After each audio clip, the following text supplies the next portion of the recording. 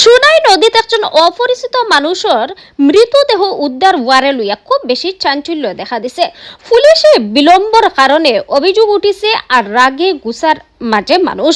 সোনাই নদীতে একজন অপরিচিত মানুষের মৃতদেহ দেখতে পাওয়ারে কেন্দ্র করিয়া শনিবার সকালে এলাকা জুড়িয়া খুব বেশি চাঞ্চল্য শুরু হয়েছে। স্থানীয় সূত্র থেকে জানা গেছে যে ধর্মী জামালপাড় এলাকার নদীর তীরও ময়লা ফালাই এর মাঝে একটা মৃতদেহ আটকে তাকিয়া দেখতে পাইছেন বাসিন্দারা আর পুলিশে খবর দিচ্ছেন। তারা নিজে চৌকে দেখরা মানুষের আর অভিযোগ খবর দেওয়ার প্রায় 2 ঘন্টা পার হয়ে গেলেও পুলিশ ঘটনার জায়গাতে পৌঁছেছেন না। বেজান সময় বাড়সাবার বাদে একজন স্থানীয় মানুষে মৃতদেহ এটা আবার নদীর হুতে মাঝে বাওয়াইয়া দিছেন। এই ঘটনার কেন্দ্র করিয়া এলাকাবাসীর মাঝে খুব বেশি রাগগুসা চিত্রিয়া পড়ছে। তার দাবি সময় মতো পুলিশ পৌঁছাইলে মৃতদেহর পরিচয় শনাক্তকরণ আর প্রাথমিক তদন্তর কাজ সহজ হইতে পারত।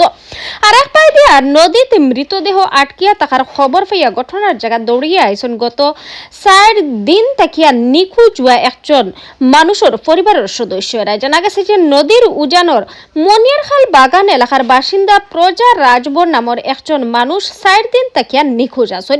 পরিবারের সদস্যের ধারণা আসলো যে নদীতে বাইয়া হওয়া মৃতদেহ এটা তানোর হইতে পারে।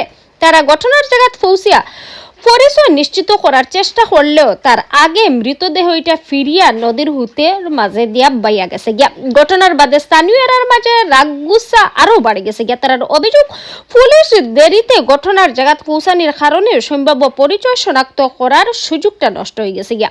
এই প্রতিবেদন লেখা পর্যন্ত মৃতদেহ এটার পরিচয় নিশ্চিত করা গেছে না। তার লগে লগে পুলিশের পক্ষ থেকে এই বিষয়ে আনুষ্ঠানিক কোনো বক্তব্য পাওয়া গেছে না। দেখো বিস্তারিত। দুঃখজনক ব্যাপার, আমি জানি না।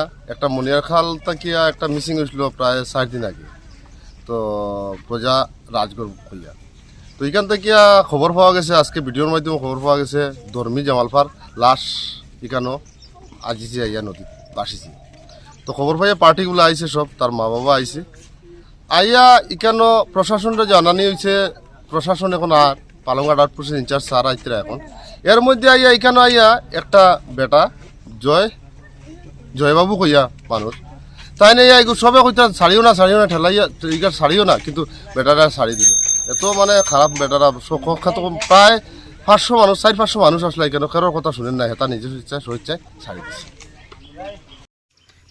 এটা এসে দেখো নদী, আর এই নদীর কিনারে যেটা রাস্তা আছে, রাস্তা থেকে অ্যাকচুয়ালি দেখা যায়। আর আরেকটা জিনিস, আমরা এখানের ডিডিআরএফ এর আমরা গ্রামের আমরা একজন ভাই হে কিন্তু ডিউটি যাবাত আসলো, তো ডিউটি যাবা যেতে এমন সময় দেখছে, তো আমি তার কাছ থেকে জানবো কীরকম কিতা। আমি তো আজকে আমার সিজার ডিডিএম অফিসে একটা ডিউটি আছে, আমরা ইন্ডিয়ার 7টার লাগে ডিউটি আছে। এমন সময় আমি যাবার সময় আমি রাস্তা শুনি যেন ওখানে একটা লাশ আটকে থাকছে। তো তখন আমার লগের শাহিদ আহমেদ তারে আমি আমার মানে লগর তারে আমি ফোন করছি। তো ফোন করার সাথে সাথে আমরা কইছি যে তুই আজকে অফিসে আইস না, তুই ওখানে থাকি যা, আমি এসডিআরএফ রে জানাই ইয়ার আমি। তো এখন আমি তার অপেক্ষা এখন ওখানে বর্তমানে আছি। মানে এসডিআরএফ আইবা এখন? এসডিআরএফ আইব। আচ্ছা, আর এই মানুষটা কোন জায়গার? এটা কোনো এটা তো আবো খবর পাইছি না, মানে তার বাড়ি কেউ আবো আইছু না, ইয়া জানাবো লইছে না। আচ্ছা, কোন জায়গার মানুষ এটাও কোনো ইয়ে হয়েছে না? জানছি না আমরা স্যার তার আইতরা এসডিআরএফ এর আইতরা আইলে মানে যে উঠাইব এটা।